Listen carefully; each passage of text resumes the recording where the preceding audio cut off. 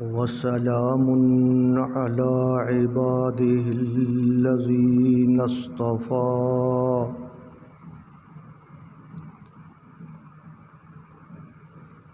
الحمد لله نحمده ونستعينه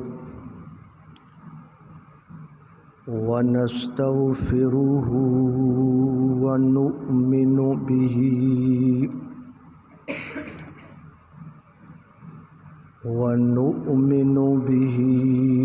ونتوكل عليه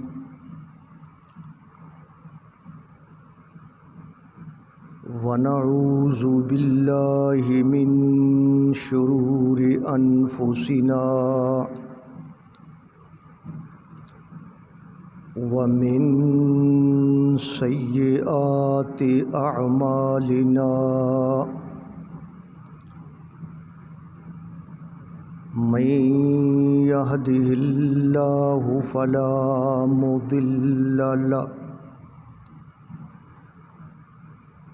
ومن يضلله فلا هادي له ونشهد أن لا إله إلا الله وحده لا شريك له ونشهد أن سيدنا ومولانا محمدًا عبده ورسوله صلى الله تعالى عليه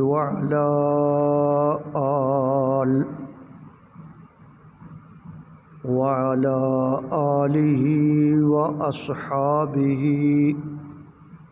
وبارك وسلم تسليما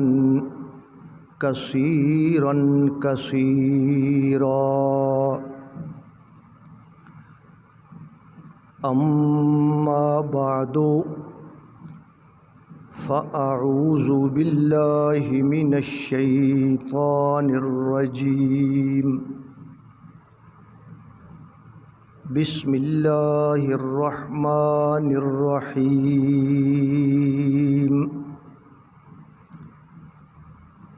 لقد من الله على المؤمنين إذ بعث فيهم رسولا من أنفسهم يتلو عليهم آياته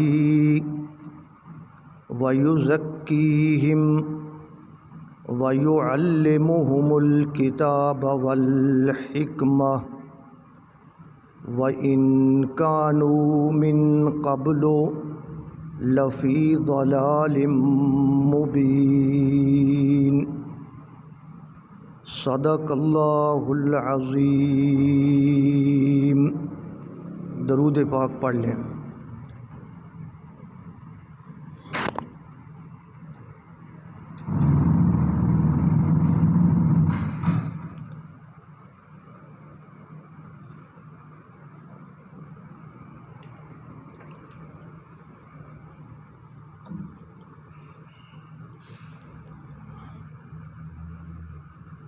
جیسا کہ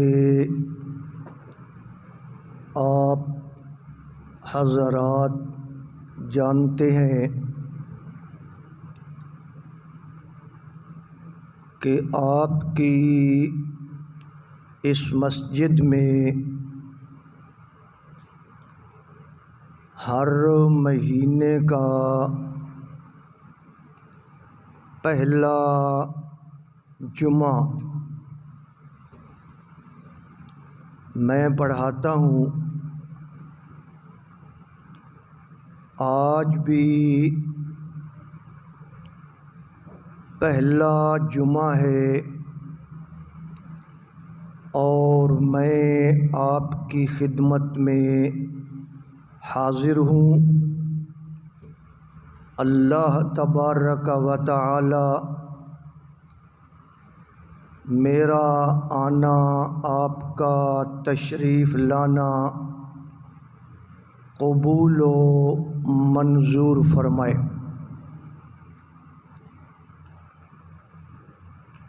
آپ جانتے ہیں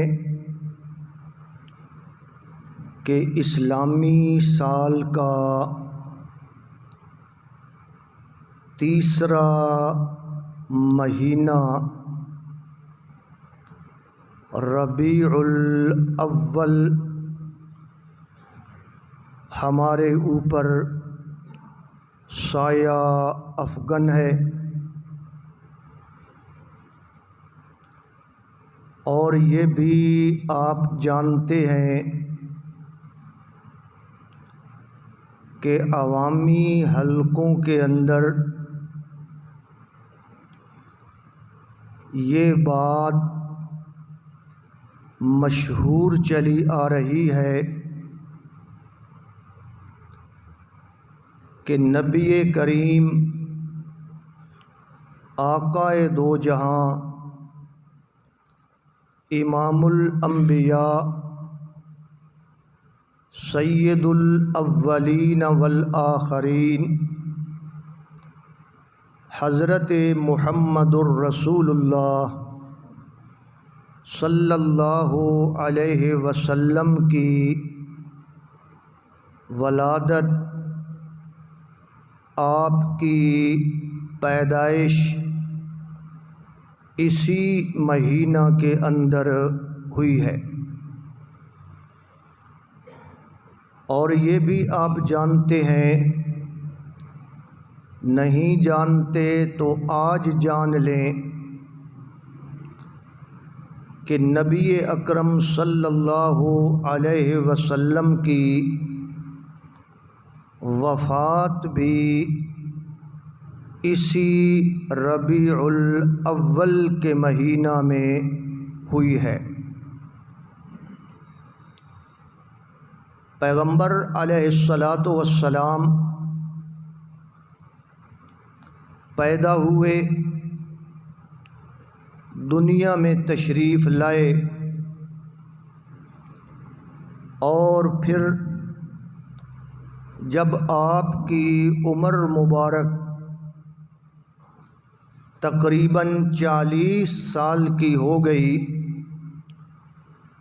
تو اللہ تبارک و تعالی نے آپ کے سر کے اوپر نبوت کا تاج سجا کر آپ کو مبعوث فرمایا۔ اگر آپ غور کریں تو پیغمبر علیہ الصلاۃ والسلام کا دنیا کے سامنے، اہل دنیا کے سامنے 2 مرتبہ ظہور ہوا ہے، 2 مرتبہ آپ دنیا کے سامنے آئے ہیں،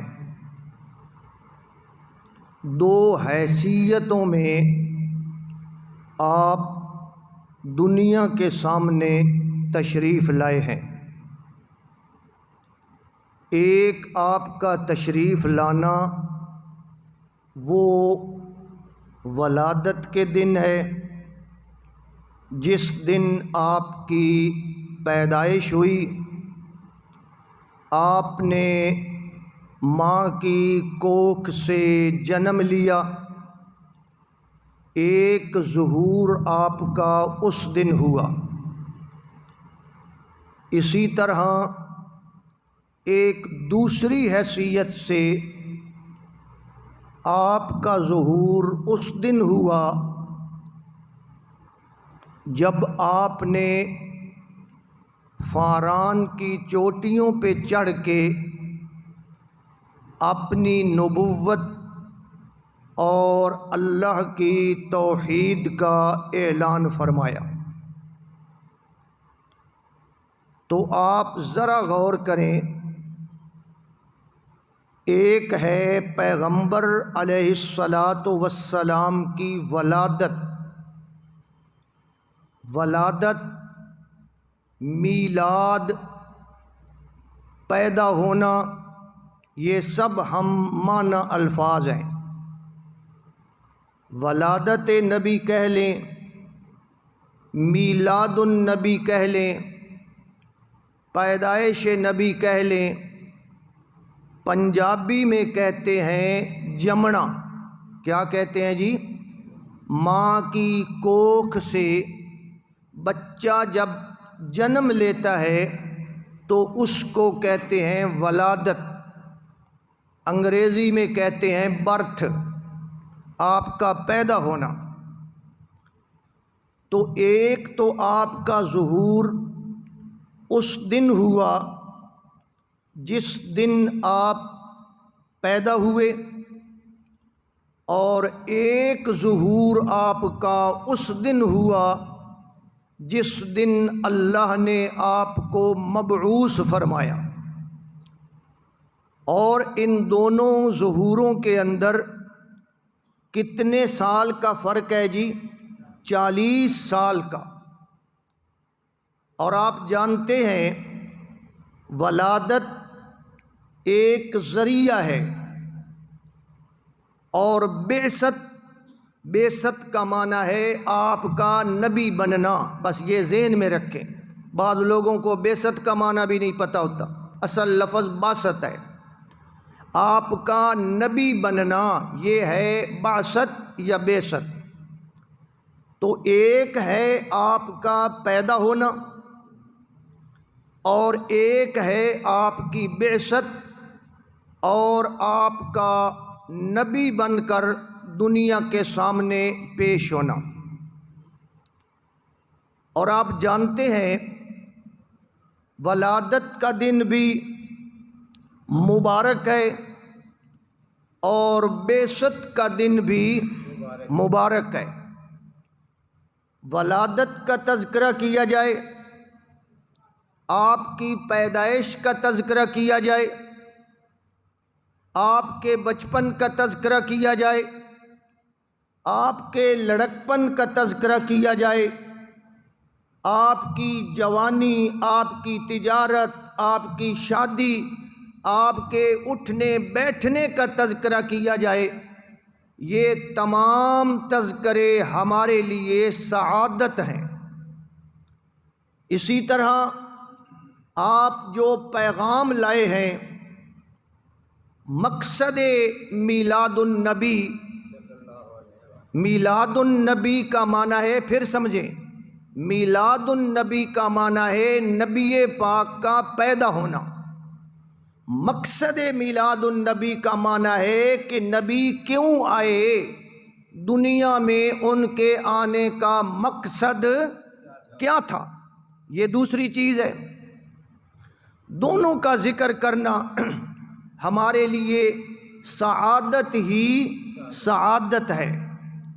ہم ولادت کو بھی مانتے ہیں، اور ہم آپ کی بعثت کو بھی مانتے ہیں، لیکن فرق یہ ہے ولادت کے دن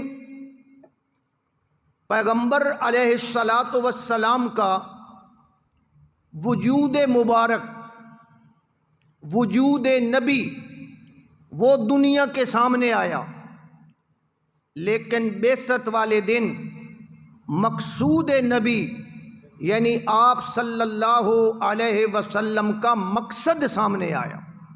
دونوں میں بڑا فرق ہے۔ ولادت کے دن آپ کا نام ظاہر ہوا، دنیا آپ کے نام سے متعارف ہوئی، اور بعثت کے دن آپ کا کام ظاہر ہوا، دنیا آپ کے کام سے واقف ہوئی۔ فرق نظر آ رہا ہے یا نہیں آ رہا؟ ولادت کے دن آپ کا ظاہری جمال سامنے آیا، ظاہری جمال، اور بعثت کے دن آپ کا باطنی کمال سامنے آیا۔ فرق سمجھ آ رہا ہے یا نہیں آ رہا؟ ولادت ایک ایسی چیز ہے کہ ولادت والے دن آپ جس حیثیت سے دنیا کے سامنے آئے وہ حیثیت کیا ہے؟ محمد ابن عبد اللہ۔ کس حیثیت سے آئے جی؟ محمد ابن کہ عبداللہ کے ہاں بیٹا پیدا ہوا، عبد المطلب کا پوتا پیدا ہوا، حضرت آمنہ کو اللہ نے بیٹے سے نوازا۔ یہی حیثیت تھی نا آپ کی ولادت والے دن۔ محمد ابن عبد اللہ کی حیثیت سے آپ دنیا کے سامنے آئے، لیکن بعثت والے دن، نبوت ملنے والے دن آپ محمد الرسول اللہ کی حیثیت سے سامنے آئے۔ فرق سمجھ آ رہا ہے؟ ایک تو آپ بولتے نہیں ہیں، پھر دور دور بیٹھتے ہیں۔ قرآن کا بیان ہو نزدیک بیٹھنا، جو دور بیٹھے گا نا اس کو پھر اللہ کی رحمت بھی اتنی ہی ملے گی، اس لیے قریب قریب آ جائیں۔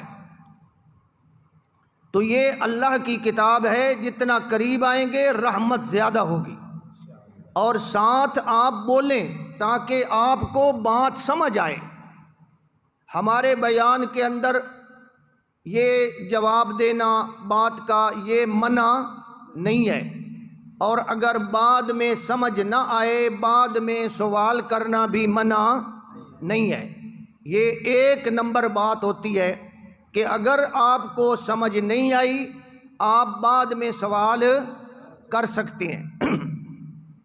نبی پاک صلی اللہ علیہ وسلم کی ولادت والے دن آپ محمد ابن عبد اللہ کی حیثیت سے سامنے آئے، اور جس دن آپ کی بعثت ہوئی اس دن آپ محمد الرسول اللہ صلی اللہ علیہ وسلم کی حیثیت سے سامنے آئے۔ اب آپ خود سمجھ لیں، محمد ابن عبداللہ ہونے کی حیثیت زیادہ ہے یا محمد الرسول اللہ ہونے کی حیثیت زیادہ ہے؟ سمجھیں، غور فرمائیں۔ اصل چیز جو ہے میرے بھائی وہ ہے آپ کی بعثت، آپ کا نبی بن کے دنیا کے سامنے آنا۔ اصل چیز جو بنیادی ہے وہ یہ ہے۔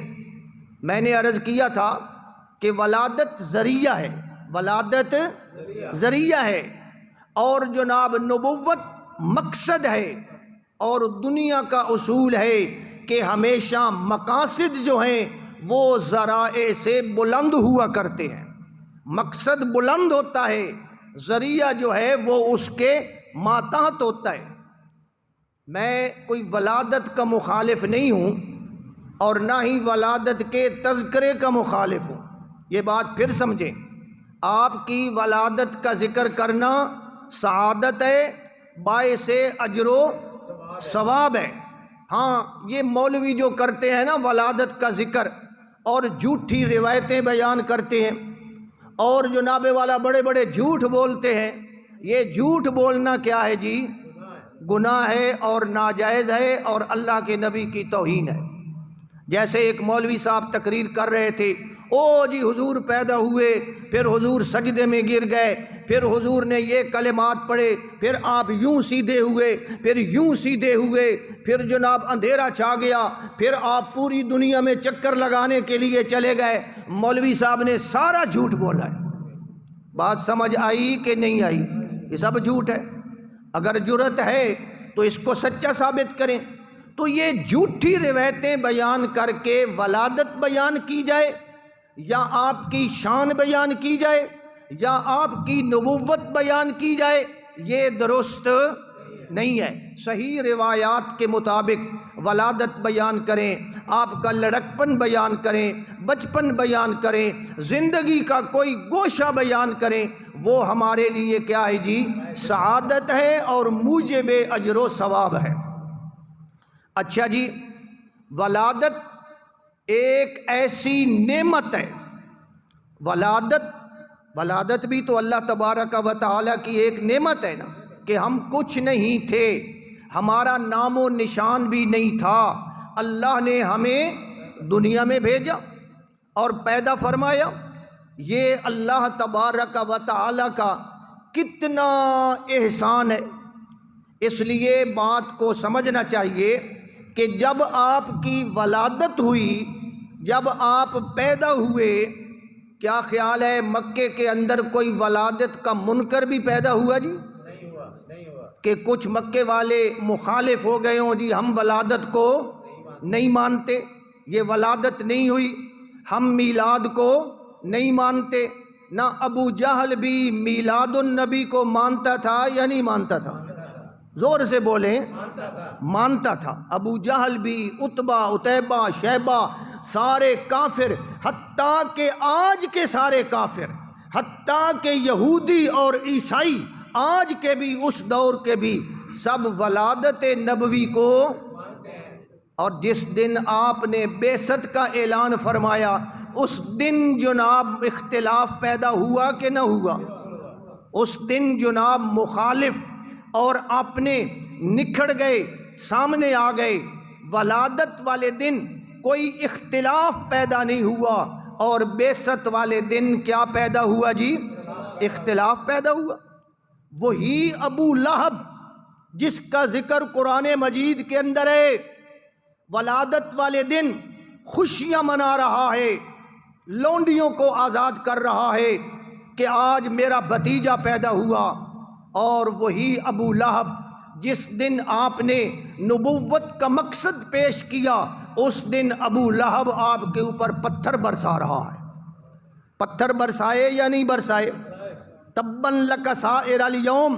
اس دن اختلاف پیدا ہوا۔ تو سمجھیں ولادت کو سب مانتے ہیں، اپنے پرائے سب مانتے ہیں، اور بعثت کو ماننا اصل مقصودی چیز ہے۔ اچھا، ولادت جو ہے اس میں ہمارے لیے کوئی پیغام آیا جی؟ نہیں آیا۔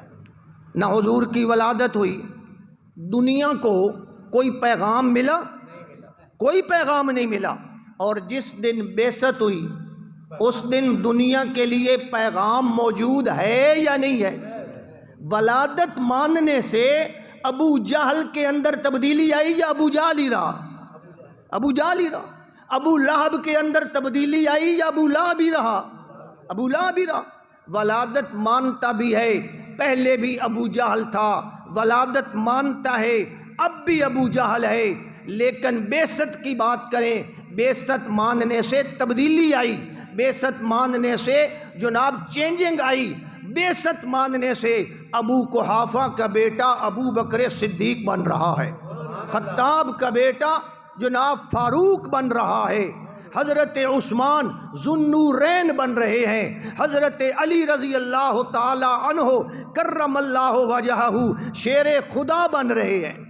تو ولادت کو ماننے سے کسی کا رتبہ بڑھ گیا اور بعثت کو ماننے سے؟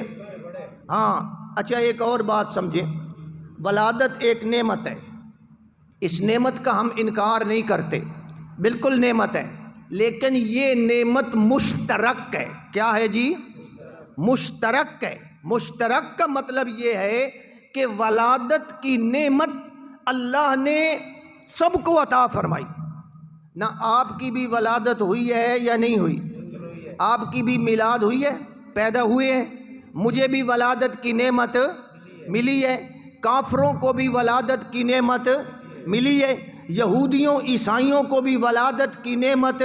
انسان تو انسان رہے، جانوروں کو بھی اللہ نے ولادت کی نعمت سے نوازا ہے۔ پھر یہ حضور کی خصوصیت بنی؟ نہیں، یہ تو سب لوگ اس میں مشترک ہیں، پیدائش تو سب کی ہوئی ہے، اور بعثت جو ہے یہ کملی والے کی خاص خصوصیت ہے۔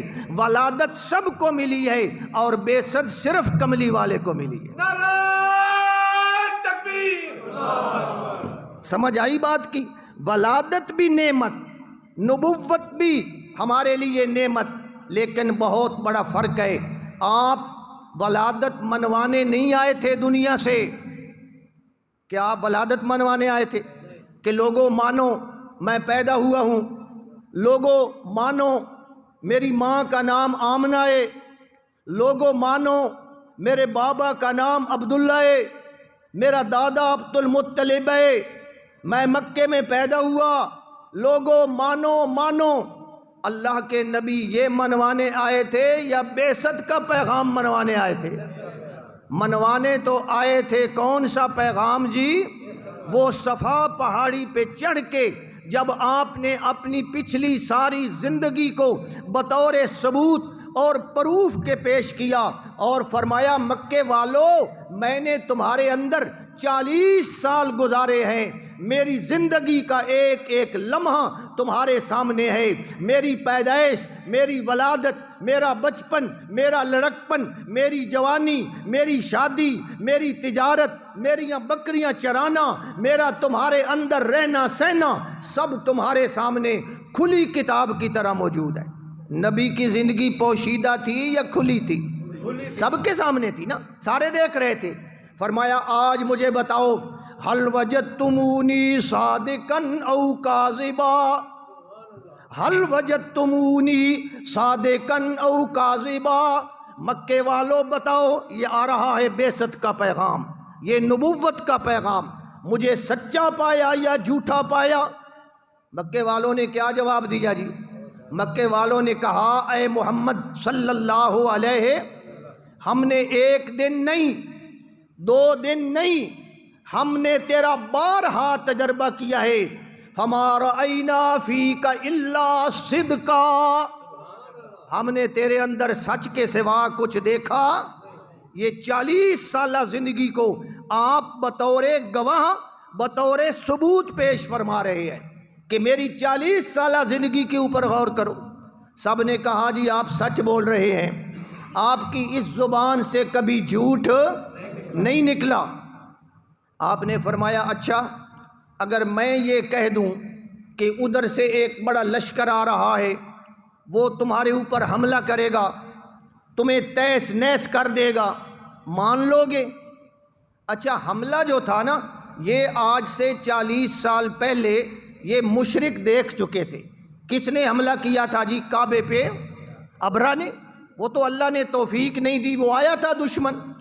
انہوں نے کہا شاید واقعی ہو سکتا ہے کوئی دشمن آ رہا ہو۔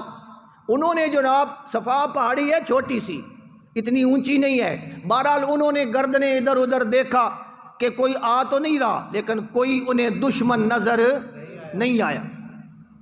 نبی پاک صلی اللہ علیہ وسلم نے فرمایا دشمن نہیں آ رہا، دشمن نہیں آ رہا، لیکن میں تو بطور فرض کے سوال کر رہا ہوں کہ اگر میں کہہ دوں، اگر میں کہہ دوں، مان لو گے یا نہیں مانو گے؟ انہوں نے کہا جی اگر آپ کہہ دینا، آپ کی زبان سے یہ بات نکل جائے، ہم اپنی آنکھوں کو جھوٹا کر دیں گے، آپ کی زبان کو جھوٹا نہیں کر سکتے۔ ہم یہ تو کہیں گے کہ ہماری آنکھوں میں خرابی آ گئی ہے، یہ صحیح نہیں دیکھ رہی، لیکن آپ کی زبان کے اندر جناب جھوٹ ماننے کے لیے ہم تیار نہیں ہیں۔ اچھا جی، اب نبی پاک صلی اللہ علیہ وسلم نے فرمایا اچھا اگر یہ بات ہے تو میں تمہیں ایک بات تمہارے سامنے پیش کرتا ہوں۔ قل یا ایھا الناس، اللہ کے نبی خطاب کر کے فرماتے ہیں قل یا ایھا الناس انی رسول اللہ، میں کون ہوں جی؟ یہ عین بعثت، انی رسول اللہ الیکم جمیعا، او لوگو میں تم سب کی طرف اللہ کا رسول بنا کر بھیجا گیا ہوں۔ رسول کس کو کہتے ہیں جی؟ بولیں جو پیغام لے کر آئے، میسنجر، میسج، یہ موبائلوں میں میسج میسج میسج، رسالت کا مطلب ہے میسج، اور رسول کا مطلب ہے اللہ کا میسج لے کر آنے والا۔ حضور نے فرمایا میں اللہ کا رسول ہوں، میں پیغام لے کر آیا ہوں۔ ابھی کوئی جھگڑا پیدا نہیں ہوا، کوئی جناب سارے کھڑے ہیں آرام سے کہ دیکھو جی کون سا پیغام لے کر آئے ہیں۔ سب نے کہا پیغام سناؤ، کون سا پیغام؟ اب آپ نے کیا پیغام دیا؟ فرمایا قولوا لا الہ الا اللہ۔ او مکے والو، او ساری دنیا والو، میرا پیغام یہ ہے لا الہ الا اللہ، اللہ کے سوا عبادت کے لائق کوئی نہیں، حاجت روا مشکل کشا نظر و نیاز منت منوتی کے لائق، یہ کلمے دا معنی نے غور کرنا۔ ہاں وہ مکے والے مشرک اللہ کو خالق مانتے تھے یا نہیں مانتے تھے؟ اگر نہیں مانتے تھے مجھے بتائیں، وہ اللہ کو مالک مانتے تھے یا نہیں مانتے؟ خالق مانتے تھے، مالک مانتے تھے، رازق مانتے تھے، بارشیں برسانے والا مانتے تھے، کھیتیاں اگانے والا مانتے تھے، کانوں کا آنکھوں کا مالک مانتے تھے، مدبر امر مانتے تھے۔ تو نبی نے کون سا پیغام دیا جی؟ پیغام یہ تھا کہ اللہ خالق ہے، اللہ مالک ہے، اللہ رازق ہے، یہ مان جاؤ، یہ پیغام تھا؟ غور فرمائیں، پیغام یہ نہیں تھا، یہ چیزیں تو وہ پہلے بھی مانتے ہیں، پیغام یہ تھا کہ اللہ کے سوا الہ کوئی نہیں، حاجت روا مشکل کشا داتا غوث فریادیں پوری کرنے والا کوئی نہیں۔ اللہ کے نبی نے جب یہ پیغام دیا نا، سامنے آیا، اب اس وقت جناب پتھر چلنے لگے، پتھر چلنے لگے، اور وہ کہنے لگے تبن لک سائر الیوم الہذا دعوتنا، اس لیے تو نے ہمیں بلایا تھا۔ گالیاں دینے لگے، پتھر مارنے لگے، بکواسات کرنے لگے، مخالفتیں ہونے لگیں۔ تو جس دن ولادت ہوئی اس دن کوئی اختلاف پیدا نہیں ہوا، سب نے ولادت مان لی، اور جس دن بعثت کا پیغام آیا اس دن مخالفت پیدا ہوئی۔ تو اللہ کے نبی ولادت منوانے نہیں آئے تھے، منوانے کیا چیز آئے تھے جی؟ بعثت، کہ بعثت کا پیغام کون سا ہے؟ یہ ایسی نعمت ہے جو اللہ نے تنہا امام الانبیاء حضرت محمد الرسول اللہ صلی اللہ علیہ وسلم کو عطا فرمائی۔ ولادت سے تبدیلی نہیں آئی دنیا میں۔ مولوی آپ کو کہیں گے ولادت والے دن جناب کسریٰ کے محل کے کنگرے گر گئے تھے، جناب فلانی آگ بجھ گئی تھی، سب جھوٹ ہے۔ کیا ہے جی؟ اونچا بولیں۔ اچھا اگر میں جھوٹ بول رہا ہوں آپ تحقیق کریں گے یا نہیں کریں گے؟ تحقیق کریں پھر مجھے بتانا۔ آپ نے تو سنی ہوئی ہے نا باتیں، یہ ہو گیا وہ ہو گیا۔ تو اکثر لوگ جھوٹ بولتے ہیں، نبی کے متعلق جھوٹ بولنا جرم ہے یا نہیں ہے جی؟ یہ میری طرف میسج آیا جناب کہ ربیع الاول کا مہینہ آ گیا ہے، حضور نے فرمایا، آگے کیا لکھتا ہے جی؟ حضور نے فرمایا جو ربیع الاول کی مبارکباد دے گا اس کو اتنا اجر و ثواب ملے گا۔ ایمانداری سے بتائیے یہ جھوٹ ہے یا سچ ہے؟ اور نسبت کس کی طرف کر رہا ہے؟ حضور کی طرف۔ تو یہی تو حضور نے فرمایا من کذب علی متعمدا فلیتبوا مقعدہ من النار، جو میری طرف جھوٹ نسبت کرے اس کا ٹھکانہ کہاں ہے جی؟ جہنم۔ اللہ تعالیٰ بچائے، سچ بولنا چاہیے۔ عوام تو آ جاتی ہے، اب میں آپ کے سامنے جھوٹ بولوں کہ میرے بندے زیادہ ہو جائیں، میری تعداد زیادہ ہو جائے، میرے مقتدی زیادہ ہو جائیں، میری ریٹنگ زیادہ ہو جائے، میرے سبسکرائب جو ہیں وہ زیادہ ہو جائیں، تو کیا یہ درست ہے؟ میرے بھائی جھوٹ بولنا، اور وہ بھی نبی کی ذات پہ، نبی پاک نے فرمایا فَلْيَتَبَوَّأْ مَقْعَدَهُ مِنَ النَّارِ، اس کا ٹھکانہ جہنم ہے۔ اللہ ہمیں جھوٹ بولنے سے بچائے۔ ایک جھوٹ ہے میں نے آپ کے متعلق بول دیا، آپ نے میرے متعلق بول دیا، یہ اور جھوٹ ہے، اور ایک جھوٹ ہے حضور کے متعلق بولنا، وہ خطرناک بات ہے۔ اس لیے پوری احتیاط کا دامن تھامتے ہوئے اس دشت میں قدم رکھنا چاہیے۔ ایسے نہ ہو کہ حضور کی طرف جھوٹ کی نسبت ہو جائے اور تیری میری عاقبت تباہ ہو جائے۔ اللہ سب کو محفوظ فرمائے۔ ہاں جی، تبدیلی کس سے آئی جی؟ ولادت والے دن آئی یا بعثت والے دن؟ ولادت سے پہلے، بعثت سے پہلے ان لوگوں کا حال کیا تھا؟ نہ آپ غور فرمائیں، مکے کے اندر کیا حالات تھے، مکے والوں کی دینی حیثیت کیا تھی، دین کے اعتبار سے وہ کتنے گر چکے تھے۔ شرک ہے، بت پرستی ہے، شجر پرستی ہے، حجر پرستی ہے، او جناب پتھروں کو پوجنے والے، بزرگوں کو پوجنے والے، نبیوں کو پوجنے والے، شرک شرک شرک ان کے اندر موجود تھا، بے رحمی ان کے اندر موجود تھی۔ بچیوں کو زندہ درگور کرتے تھے یا نہیں کرتے تھے؟ اس سے بڑی بے رحمی اور کیا ہوگی جی؟ جادو، کہانت، سفاکیت، ظلم اور جناب حرام خوری ان کے اندر عام تھی۔ بے رحم پرلے درجے کے تھے، اور جناب بے اتفاقی ان کے اندر پرلے درجے کی تھی، اور بے دینی ان کے اندر پرلے درجے کی تھی۔ جب کعبہ کا طواف کرتے تھے نا، کپڑے اتار دیتے تھے نہ۔ ایمانداری سے بتائیے، بے حیائی کی بھی کوئی حد ہوتی ہے؟ کعبہ کا طواف کر رہے ہیں، مرد بھی ہیں عورتیں بھی ہیں، اور سب نے کپڑے اتار دیے۔ کہتے ہیں جی یہ تو گناہ والے کپڑے ہیں، ہم تو نہیں پہنیں گے، اللہ کا پاک گھر ہے۔ ماشاءاللہ، عجیب سوچ ہے جی۔ تو یہ بے حیائی نہیں ہے؟ باپ فوت ہو گیا، ماں کے ساتھ بیٹا شادی کر رہا ہے، یہ بے حیائی نہیں ہے؟ یہ حالات تھے۔ وہ دور جاہلیت کا دور کہلاتا ہے۔ آپ تاریخ پڑھیں، آپ کے سامنے یہ بات آئے گی۔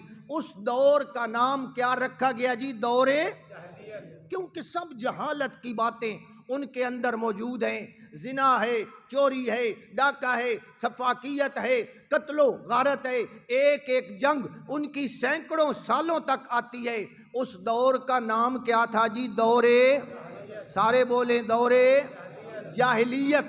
وہ جاہلیت کا دور تھا، اور جب میرے نبی نے پیغام پہنچایا، مقصد میلاد النبی سامنے آیا، اس دور میں تبدیلی آئی کہ نہ آئی؟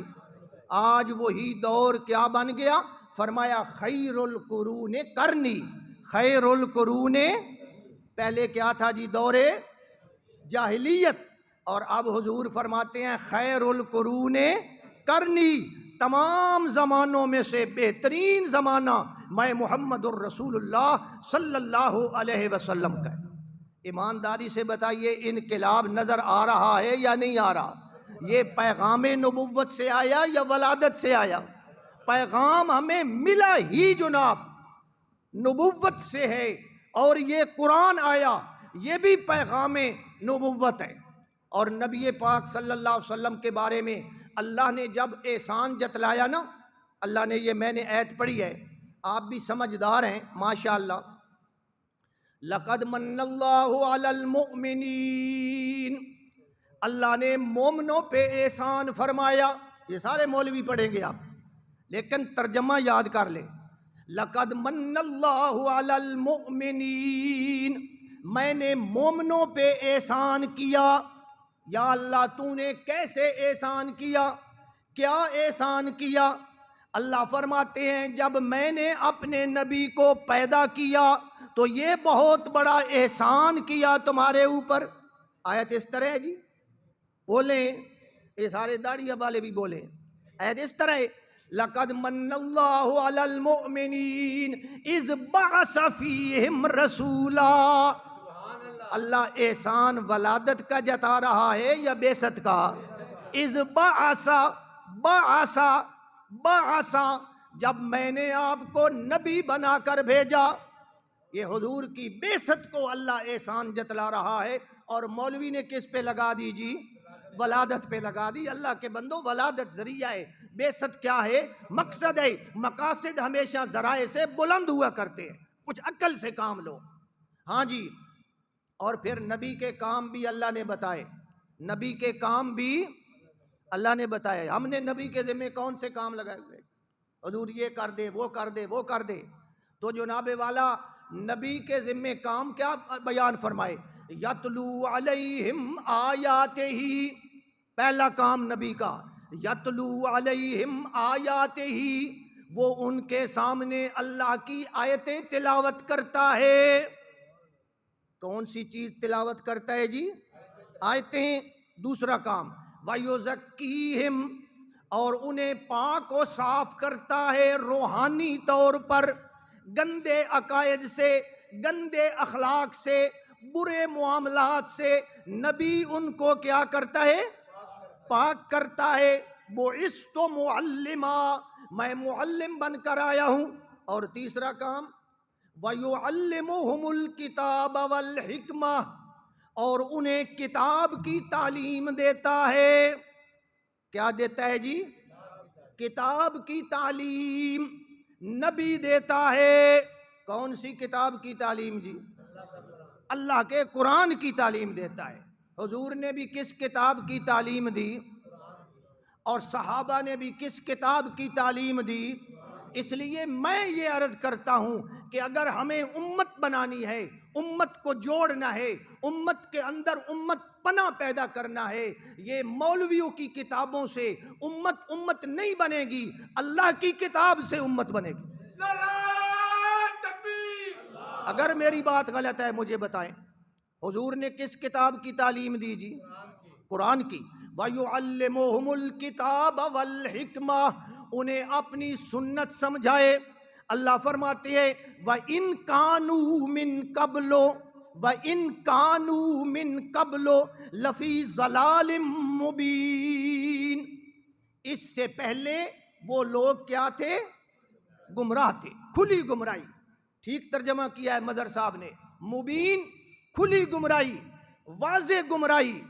وہ لوگ واضح گمراہی کے اندر تھے، مکے والے، مدینے والے، حجاز والے۔ کیا خیال ہے جب اللہ کے نبی نے نبوت کا پیغام پہنچایا تبدیلی آئی یا نہ آئی؟ کون سی تبدیلی آئی؟ اب اللہ فرماتے ہیں انہی لوگوں کے بارے میں جن کے بارے میں پہلے فرمایا نا وہ گمراہ ہیں، کھلے گمراہ ہیں، اب انہی کے بارے میں اللہ فرماتے ہیں فَإِنْ آمَنُوا بِمِثْلِ مَا آمَنْتُمْ بِهِ فَقَدْ اهْتَدَوْا، لوگوں تمہیں اس وقت تک ہدایت نہیں مل سکتی جب تک ان مومنوں کے طریقے پہ نہ چلو۔ اب وہ معیار ہدایت بن گئے۔ صحابہ کیا ہیں جی؟ معیار۔ اچھا پہلے گمراہ تھے، پہلے گمراہ تھے، اب حضور نے کیا فرمایا؟ اصحابی کالنجوم فبأیہم اقتدیتم اہتدیتم، کہ میرے صحابہ ستاروں کی مانند ہیں، جس کے پیچھے بھی چلو گے کیا پاؤ گے؟ اب ان کا ایک ایک بندہ کیا ہو گیا جی؟ ہادی اور ہاں بن گیا کہ نہ بن گیا؟ درفشانی نے تیری قطروں کو دریا کر دیا، درفشانی نے تیری قطروں کو دریا کر دیا، دل کو روشن کر دیا، آنکھوں کو بینا کر دیا۔ خود نہ تھے جو راہ پر، توجہ فرمائیں، خود نہ تھے جو راہ پر عالم کے ہادی بن گئے، خود نہ تھے جو راہ پر عالم کے ہادی بن گئے۔ کیا نظر تھی جس نے مردوں کو مسیحا کر دی؟ یہ میرے نبی کی تعلیم کا اثر ہے، یہ پیغام نبوت کا فرق ہے کہ پہلے وہ ضلال مبین میں تھے اور اب اللہ نے ان کو ہدایت کا معیار بنا دیا۔ اچھا پہلے ان کی کیا حالت تھی؟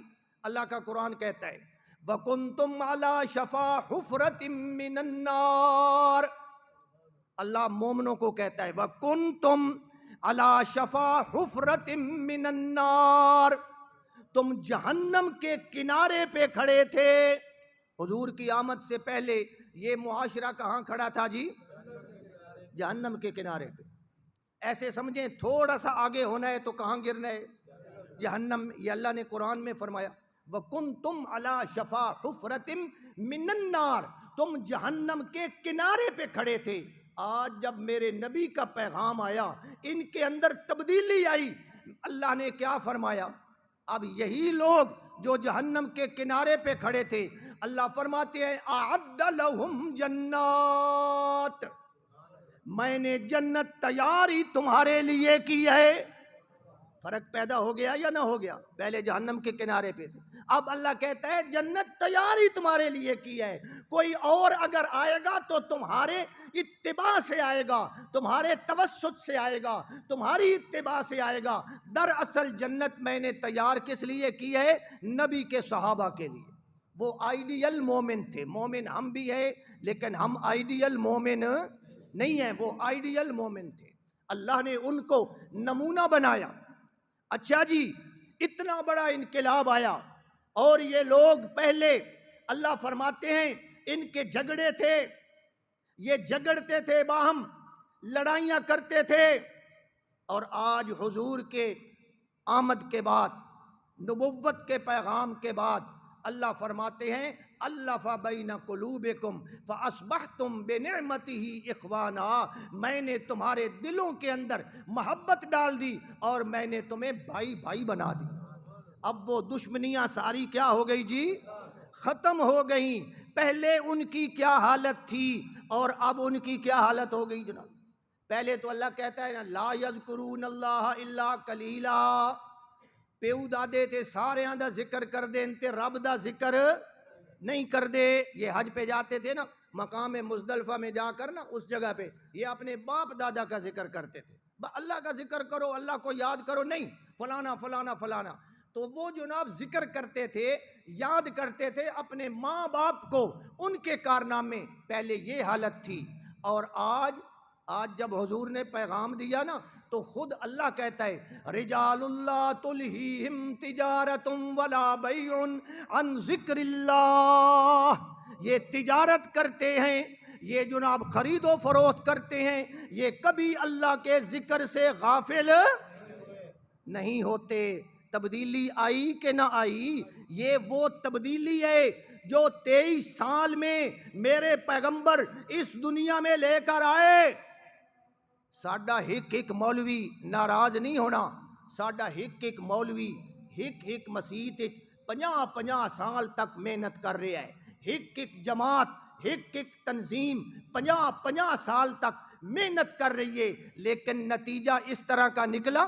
یہ محمد الرسول اللہ صلی اللہ علیہ وسلم کا معجزہ ہے کہ 23 سال کے قلیل عرصے میں، صرف 23 سال میں اللہ کے پیغمبر نے وہ انقلاب برپا کیا جس کی نظیر کائنات کے اندر نہیں ملتی۔ اور معجزہ منو یا نہ منو، یہ بھی حضور کا معجزہ ہے کہ تھوڑے عرصے میں تبدیلی پیدا کر دے۔ نہ وہ لوگ پتھروں کو پوجتے تھے، پتھروں کی عبادت کرتے تھے، پتھروں کو اپنا مشکل کشا حاجت روا مانتے تھے، شجر و حجر کو پوجتے تھے۔ اتنی بڑی تبدیلی آئی، توجہ کریں، توحید اس طرح ان کے دل و دماغ کے اندر پختہ ہو گئی۔ پتھروں کی پوجا کرنے والے، ایک پتھر نہیں نا میرا، دوسرا اٹھا لیا، وہ گم ہو گیا، تیسرا اٹھا لیا، تھوڑا سا اس کو گڑ گڑ لیا اور اپنا معبود بنا لیا۔ یہی حالت تھی نا، پتھروں کی پوجا، پتھروں کی عبادت، پتھروں کی شکلیں اپنے بزرگوں کے نام پر بناتے تھے۔ لیکن آج انہی میں سے کا ایک بندہ، انہی میں سے کا بولے ایک بندہ جو دور جاہلیت کے اندر پتھروں کی پوجا کرنے والا تھا، آج کعبۃ اللہ کا طواف کرتے ہوئے جب حجر اسود کے سامنے آتا ہے، حجر اسود کے اوپر اپنے دونوں ہاتھ رکھتا ہے اور چومنے لگتا ہے تو جھجک جاتا ہے اور پیچھے ہٹ جاتا ہے۔ کون بندہ جی؟ سمجھ آ رہی ہے؟ پتھروں کو پوجنے والے، پتھروں سے تبرک حاصل کرنے والے، او جناب۔ لیکن آج حضرت عمر رضی اللہ تعالی عنہ پیچھے ہٹاتے ہیں اور پھر خطاب کرتے ہیں یا حجر، یا حجر انی اعلم انک حجر، اے پتھر میں جانتا ہوں کہ تو ایک پتھر ہے نا۔ حجر اسود کیا ہے جی؟ پتھر ہے، بڑا قیمتی پتھر ہے، بڑا مبارک پتھر ہے، جنت سے آیا، ساری باتیں ٹھیک ہیں۔ حضرت عمر فرماتے ہیں لا تنفع ولا تضر، لا تنفع ولا، اے پتھر تو بھی نفع اور نقصان کا مالک نہیں ہے، تو نفع نہیں دے سکتا، نقصان نہیں دے سکتا، پھر چومتے کیوں ہو؟ فرمایا ولولا انی رأیت رسول اللہ یقبلک ما قبلتک، اگر میں اللہ کے پیغمبر کو تجھے چومتے ہوئے نہ دیکھتا تجھے چومنے کے لیے کبھی تیار۔ توحید کتنی بڑی آ گئی جناب، کتنی بڑی توحید، کتنی بڑی احتیاط آ گئی کہ حضرت پتھر کو چومتے ہوئے بھی جھجکتے ہیں۔ نہ حجر اسود نفع نقصان کا مالک ہے، ہمیں نفع دے سکتا ہے؟ حجر اسود کو پتہ ہے کہ یہ بندہ مجھے چوم رہا ہے جی؟ بولے نا، جب حجر اسود نفع نقصان کا اختیار نہیں رکھتا تو یہ جو انگوٹھی میں نے اور آپ نے پہنا ہوا ہے یہ تو اختیار رکھتا ہے، یہ تو جناب بواسیر بھی جناب ٹھیک کر دیتا ہے۔ ایک آدمی چھلا پائے ہو یا کیوں پائے ہو یہی جانے جی میں نے بواسیر ہے، ماشاءاللہ بواسیر کتے تھے چھلا کتے، انا للہ و انا الیہ۔ تو میرے بھائی یہ پتھر، یہ فیروزے، یہ منکے، یہ زیورات ہیں، یہ قیمتی پتھر ہیں، یہ خوبصورت پتھر ہیں، لیکن نفع نقصان کا اختیار کس کے اندر ہے؟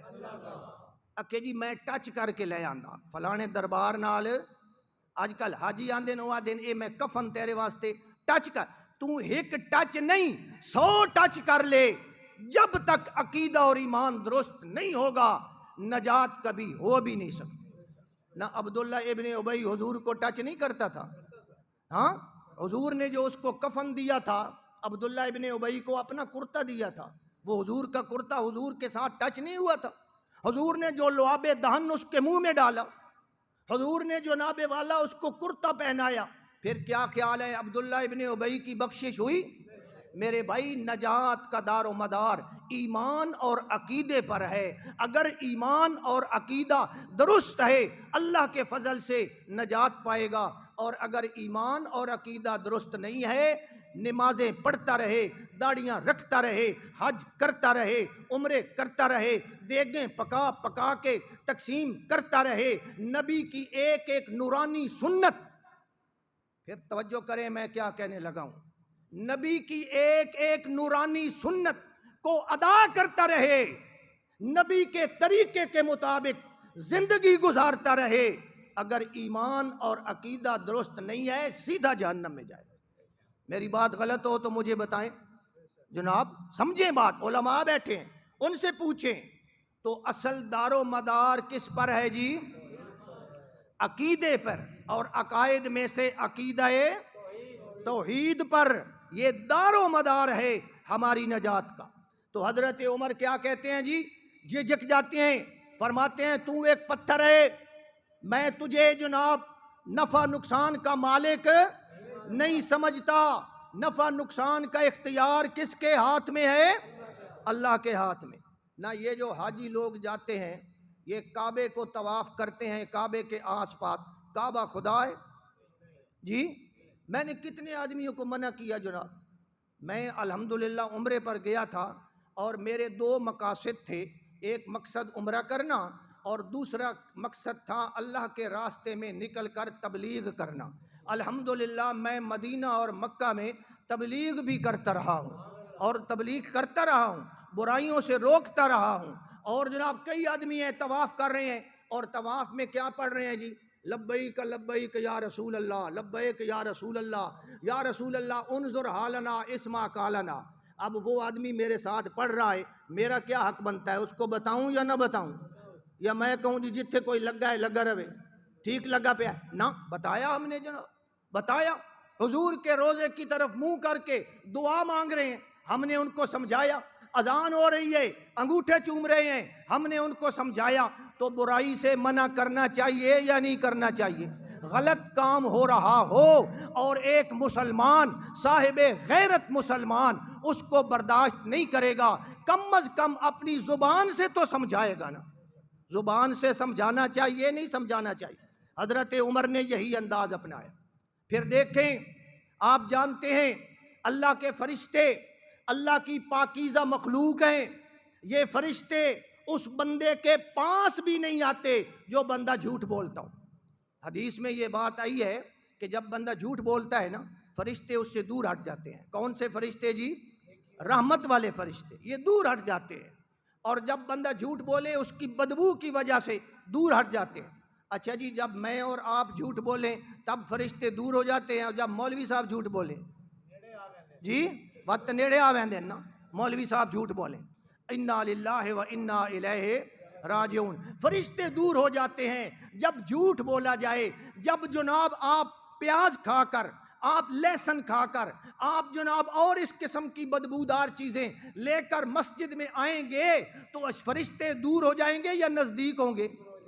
اور جب آپ حالت جنب میں ہوتے ہیں، غسل کی حالت میں ہوتے ہیں، فرشتے دور ہوں گے یا نزدیک ہوں گے؟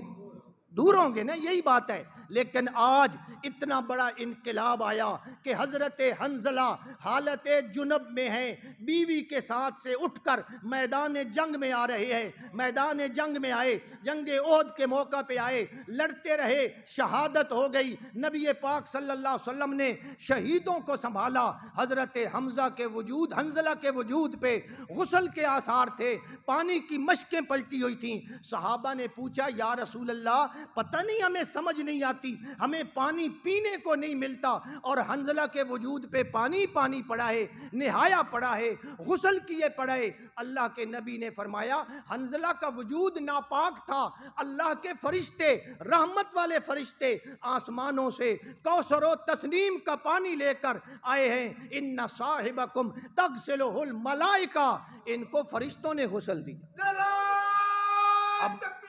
اب وہ بندہ کتنا قیمتی بن گیا جی، ہاں کتنا قیمتی بن گیا، جن کے جناب وجود سے فرشتے نفرت کرتے تھے، اور آج کتنی بڑی تبدیلی آ گئی۔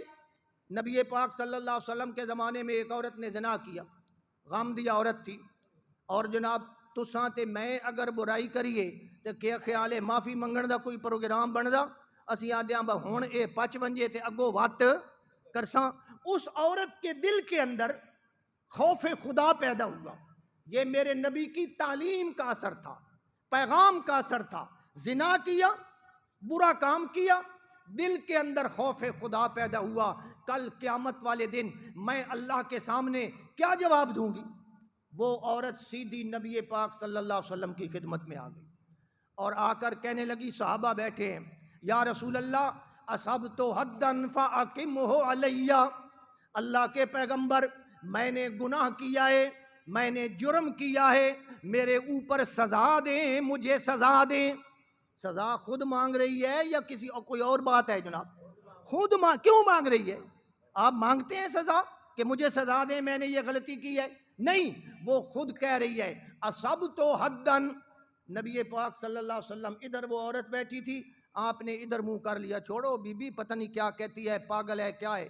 وہ ادھر سے آ گئی، کہتی ہے حضرت مجھ سے گناہ ہو گیا ہے۔ پھر جناب حضور نے ادھر منہ کیا، بار بار کہتی ہے۔ اللہ کے نبی نے فرمایا تو ہوش اچتا ہے، ٹھیک آدھی پہیے؟ اس آکھیا ٹھیک کے آکھنا، میرے پیٹ کے اندر ناجائز بچہ موجود ہے، اس تو ود اور کے پروف ہو سکتا۔ حضور نے فرمایا بی بی اگر تیرے پیٹ کے اندر بچہ موجود ہے ہم تجھے سزا نہیں دے سکتے، جا جب بچہ پیدا ہو جائے پھر آنا۔ وہ بی بی وہاں سے اٹھتی ہے، چلی جاتی ہے، کچھ عرصے کے بعد بچہ پیدا ہوتا ہے، پھر نبی پاک کی خدمت میں کہ یا رسول اللہ اے بچہ ہن جم گیا ہے، اے بچہ میرے کول ہے، لہٰذا مجھے اب کیا دیں جی؟ سزا دیں۔ اچھا گھبرانا نہیں ہے، آپ لوگ گھبرا جاتے ہیں، ساڈا مقصد، میرا مقصد یہ ہوتا ہے کوئی دین دی گل تواڈے کناں تے پے ونجے تے تسی ٹینشن چاہتے ہو وہ مولوی ساڈی جلدی جان چھوڑے، فارمیلٹی پوری ہوئے، اور پیچھے چور چور تے مور مور کرن دی ضرورت کوئی نہیں ہے۔ اس لیے گھبرائیں نہیں، میں بات کو مکمل کر کے اپنی بات کا اختتام کرتا ہوں۔ لیکن یہ جو ہے نا نفسانیت، یہ انداز کہ جناب 5 منٹ اوپر ہو گئے، 2 منٹ اوپر ہو گئے، یہ درست نہیں ہے۔ علماء کہتے ہیں کہ منافق آدمی مسجد کے اندر اس طرح ہوتا ہے جس طرح پنجرے کے اندر پرندہ ہوتا ہے۔ اور پنجرے والا پرندہ کیا دا نکلا نکلا نکلا تے جنوں مسیح آ کے جناب اے پریشانی بن وجے نکلا نکلا نکلا، وہ اپنے ایمان پہ نظر ثانی کرے۔ شکر کرو کہ اللہ نے چند منٹوں کے لیے آپ کو دین کی خاطر، قرآن کی خاطر، اللہ نے یہ نعمت کی خاطر قبول فرما لی۔ شکر کرو، شکر۔ کوئی تمہیں دین بتانے والا دین بتا رہا ہے۔ تو میں عرض کر رہا تھا، حضور نے فرمایا بی بی ابھی تک یہ بچہ تیرا دودھ پیتا ہے، جب اس کا دودھ چھڑا لینا نا پھر آنا، ابھی سزا۔ اچھا اس عورت نے کیا کیا؟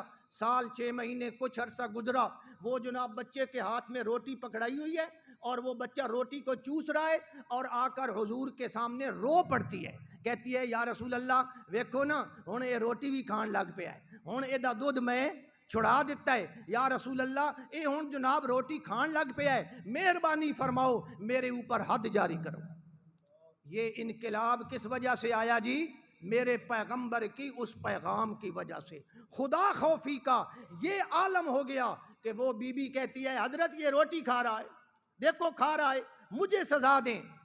صحابہ کرام میں سے آپ نے اس بچے کو کسی صحابی کے حوالے کیا، اور اس عورت کے اقرار پہ آپ نے اس پہ زنا کی سزا جاری۔ زنا کی سزا جانتے ہو جی؟ زنا کی سزا اگر 4 سزائیں ہمارے ملک میں جاری ہو جائیں میرا دعویٰ ہے انشاءاللہ تعالی جرم ختم ہو جائے گا۔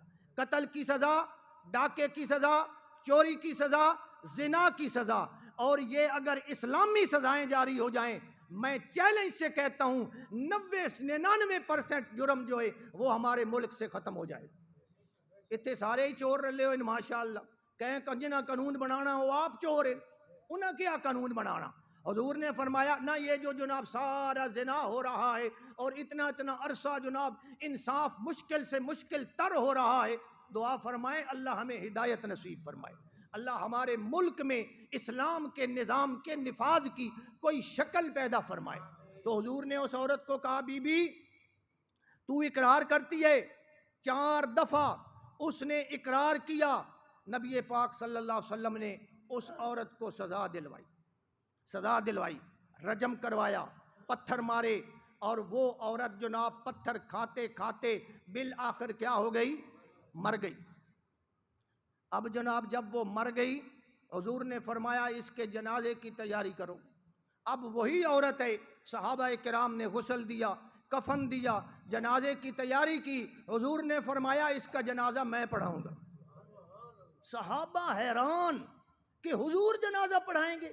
زانیہ عورت، بدکارہ عورت، حتیٰ کہ حضرت عمر بول بھی پڑے، حضرت عمر بول پڑے کہ یا رسول اللہ اتصلی علیہ وقد زنت، یا رسول اللہ اس نے زنا کیا ہے اور آپ اس کا جنازہ خود پڑھائیں گے؟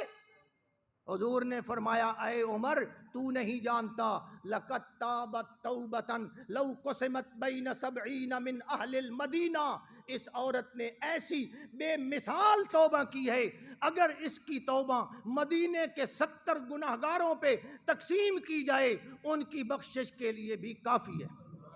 یہ میرے نبی کا پیغام ہے، یہ مقصد میلاد ہے، اور مقصد میلاد کو جب سامنے رکھیں گے معاشرے کے اندر چینجنگ آئے گی۔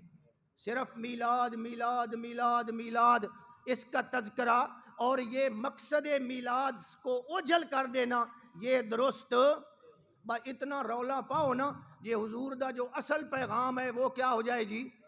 ختم ہو جائے۔